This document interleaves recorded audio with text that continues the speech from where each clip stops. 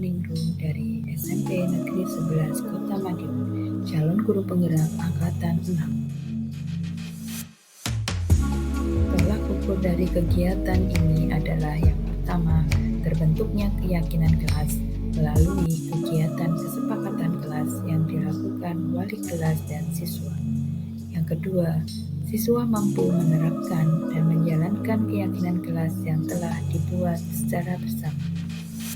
Pada kegiatan ini, yang pertama dilakukan adalah guru menyampaikan bagaimana cara melakukan kesepakatan di kelas, kemudian mengirimkan link Jamboard kepada siswa-siswinya, dan bahwa setiap siswa harus menyampaikan pendapatnya.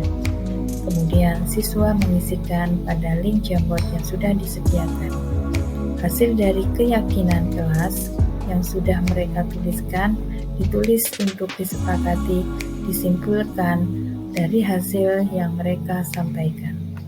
Hasil dari keyakinan kelas 8D yang sudah ditandatangani oleh seluruh siswa yang ada di kelas 8D.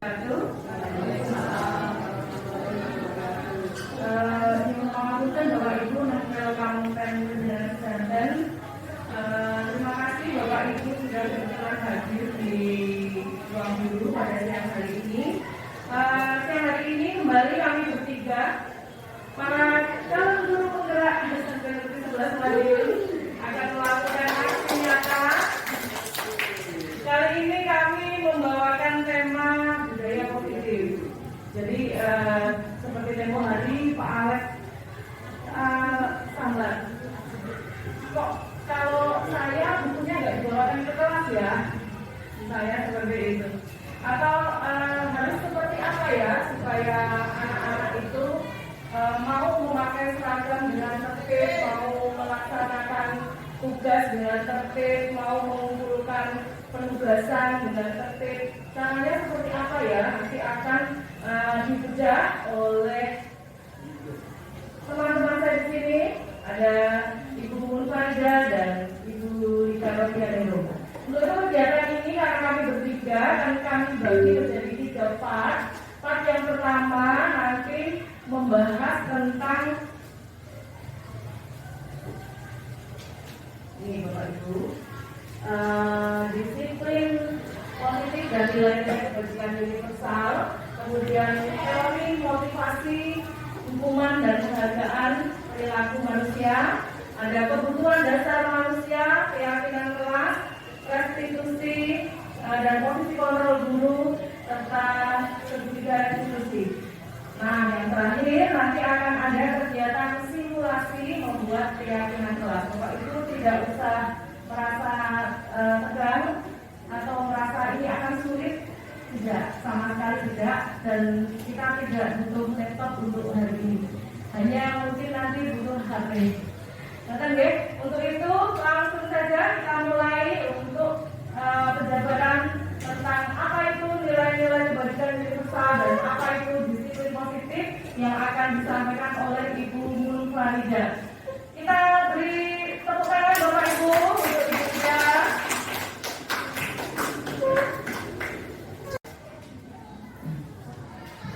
Terima kasih waktunya, terima kasih semua yang hadir di sini.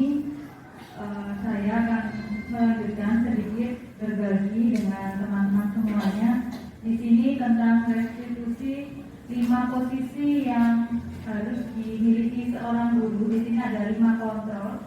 Yang pertama adalah penghukum, yang kedua adalah pembuat rasa bersalah, dan yang ketiga adalah teman, dan keempat adalah pemantau, dan yang kelima adalah manajer. Pada zaman dulu yang paling kita rasa baik itu adalah sebagai teman. Nah, ternyata sebagai teman pun itu masih ada kekurangannya. Jadi yang paling baik di kontrol di sini adalah sebagai pemantau atau sebagai manajer. Nah, untuk lebih singkatnya saya akan mengajak panjenengan semuanya melihat sebuah video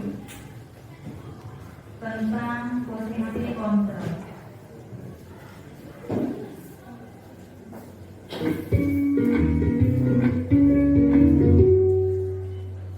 Salam bahagia Ibu dan Bapak guru hebat. Dalam penerapan disiplin positif restitusi, salah satu program yang dikembangkan adalah 5 posisi kontrol. 5 posisi kontrol dalam restitusi adalah proses perjalanan seorang pendidik agar dapat mengenali dirinya. Pada video kali ini, kita akan membahas tentang 5 posisi kontrol yang dikembangkan oleh Diane Gosson dan contoh penerapannya.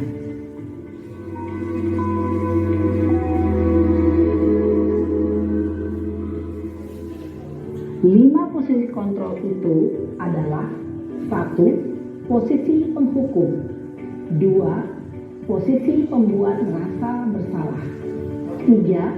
Posisi teman, 4. Posisi pemantau atau monitor, dan 5. Posisi manajer.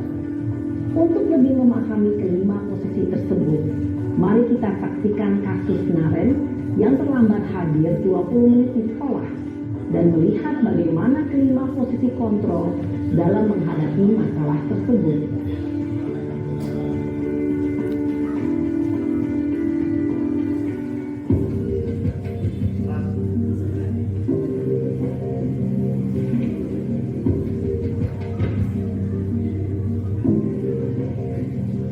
Naren! Sini kamu!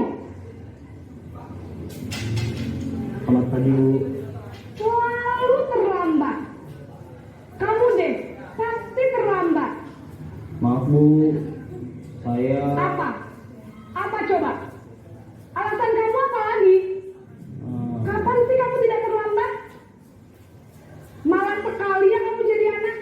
saya Dasar pemalas. Gak kapok-kapok sih kamu. Sudah berapa kali terlambat? Sana, kamu keliling lapangan basket 2 kali. kenapa saya harus keliling lapangan basket, Bu? Kenapa? Kamu melawan ibu? Berani-beraninya jawab. Sudah terlambat, masih berani jawab pula. Sekarang, keliling lapangan basket 5 kali sekalian. Biar kapok. Cepat. Pergi sana ke lapangan basket. Posisi penghukum biasanya berbicara dengan nada tinggi, menghadap, menunjuk-nunjuk, menyakiti, dan menyindir. Hukuman bisa berupa fisik maupun psikis. Ibu dan bapak guru hebat. Dampak yang terjadi pada murid ketika guru berada pada posisi penghukum adalah murid cenderung akan memberontak, bahkan menyimpan dendam.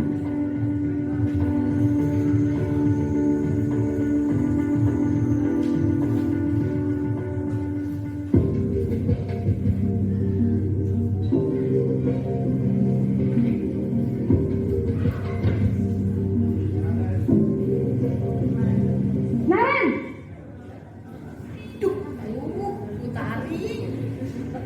Selamat pagi, Bu. Naren. Kamu kenapa terlambat lagi, nak? Ya Tuhan, Naren. Kamu senang ya bikin ibu susah ya? Kalau kamu terlambat lagi, nanti ibu yang ditegur bapak kepala sekolah, nak. Disangka ibu tidak bisa membina kamu. Duh, gimana ini? Maaf, Bu. Duh, Gusti Naren. Kamu suka ya kalau ibu ditegur bapak kepala sekolah? Terus, sekarang ibu harus tulis apa ini di buku absen? Ini kamu sudah sering terlambat loh. Ibu harus apa coba? Maaf, Bu. Maaf sekali. Ya sudah, lain kali jangan bikin ibu susah lagi ya nak ya. Ibu tidak akan kuat lagi kalau kamu begini terus.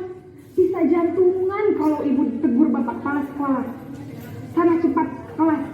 Maaf ya, Bu. Maaf sekali. Posisi pembuat rasa bersalah berbicara dengan nada tenang, cenderung lembut. Namun kata-kata yang diutarakan membuat murid merasa menjadi orang yang gagal, memandang buruk dirinya sendiri, merasa tidak berharga, dan tidak sanggup membahagiakan orang lain. Ketika guru mengambil posisi pembuat rasa bersalah, murid akan menganggap dirinya yang bersalah dan ia akan menyimpan emosi negatif tersebut di dalam dirinya.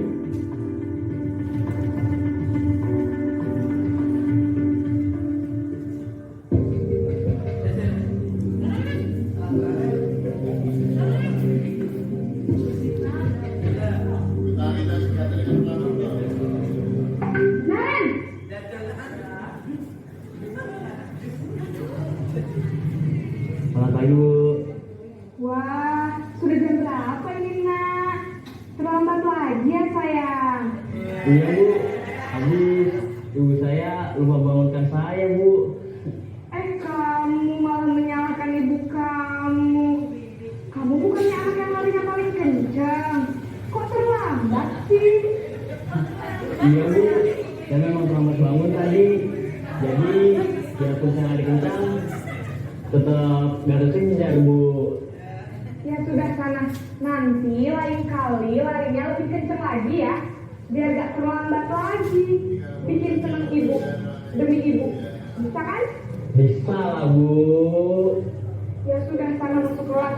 Ibu beresin urusan absen kamu. Kamu ini ada-ada saja.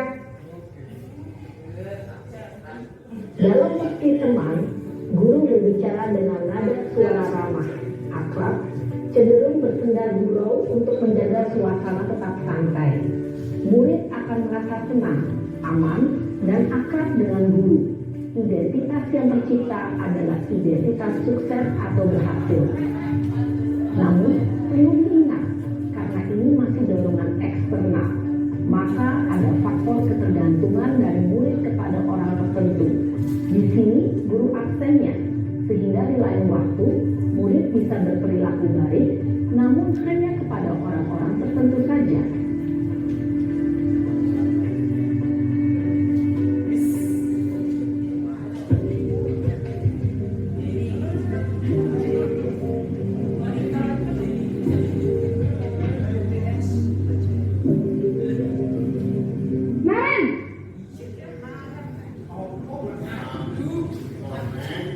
Selamat pagi Bu. Nah Ren, apa peraturan sekolah kita tentang jam berapa kita harus masuk sekolah nak? Kita harus di sekolah jam 7 Bu.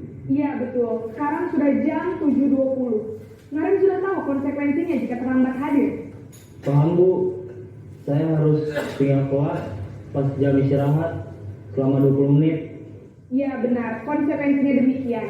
Jadi nanti jam 9.30 pas istirahat, kamu harus tinggal di kelas, kerjakan tugas tambahan untuk ketertinggalan kamu, ya? Baik Bu.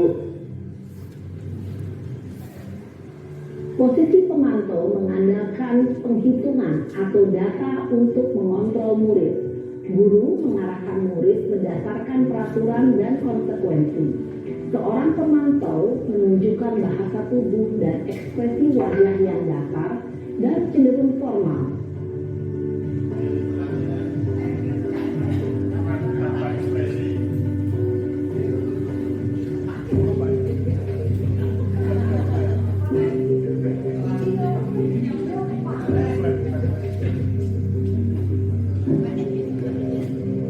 Naren!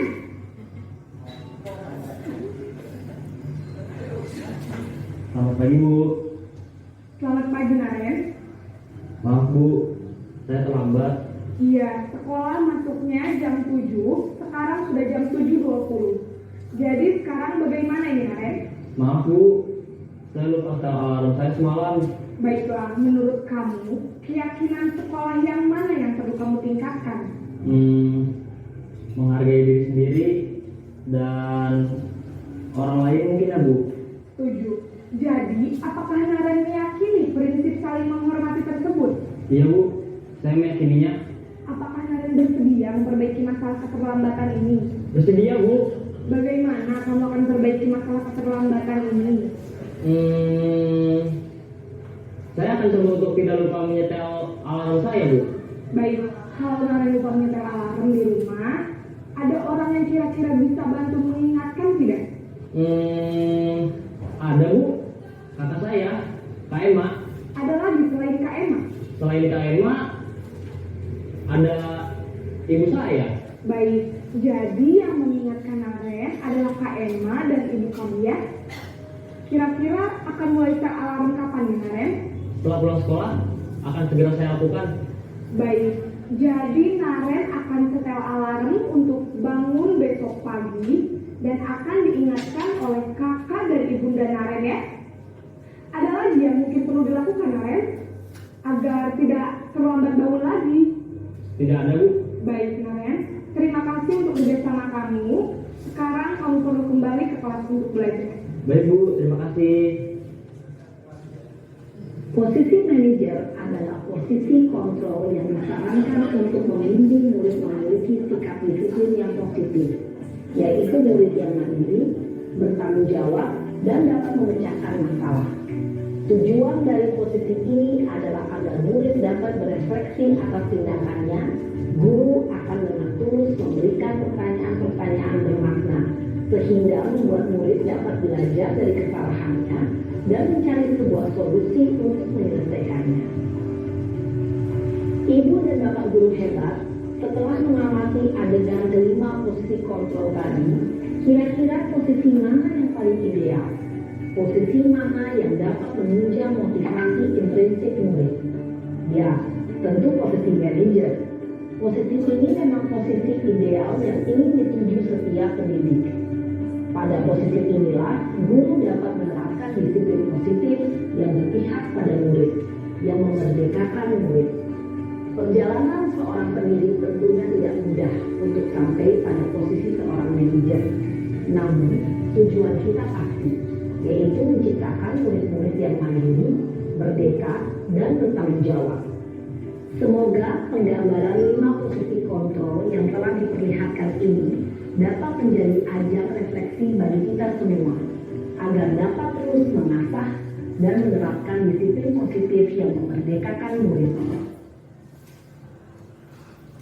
Ya Bapak Ibu, itu adalah 5 posisi kontrol yang harus dimiliki seorang guru. Jadi kita tahu bagaimana sekarang posisi sebagai penghukum, pembuat rasa bersalah, sebagai teman, pemantau, dan manajer. Dan kemudian untuk melanjutkan posisi kontrol itu ada segitiga restitusi.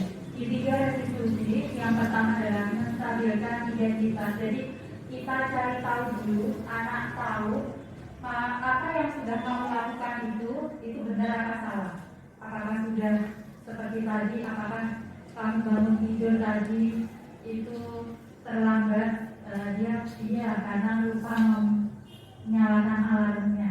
Kemudian validasi tindakan yang salah, jadi dia mengakui kesalahan dari dirinya sendiri. Kemudian yang terakhir adalah menanyakan keyakinan, sehingga timbul dari anak tersebut bahwa aku salah tapi tidak menyalahkan orang lain, dan kemudian dia akan memperbaiki sikapnya untuk kedepannya. Mungkin itu Bapak Ibu semuanya yang bisa saya sampaikan. Mohon maaf kiranya ada kurang lebihnya. Assalamualaikum warahmatullahi wabarakatuh. Silakan Ibu Sunardi. Ahmad Kafka Rizki, setelah membuat keyakinan di kelas, belajar di kelas lebih menyenangkan. Saya Ibu Susi Ratnawati, guru SMP Negeri 11 Madiun.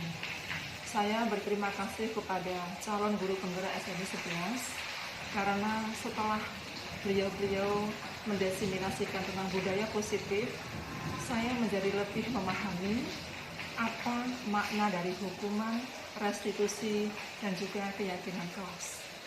Keyakinan kelas memberikan penguatan motivasi dari dalam diri siswa, bagaimana seharusnya kelas mereka agar berjalan dengan baik dan kondusif untuk pembelajaran, sehingga meminimalkan terjadinya pelanggaran. Sedangkan kepada siswa yang telah melakukan pelanggaran, ternyata tidak semata-mata harus dihukum, tetapi harus direstitusi terlebih dahulu. Ini sangat berarti bagi kita sebagai pendidik, bagaimana kita memberikan pelayanan terbaik bagi pendidikan dan juga pengajaran untuk siswa. Terima kasih.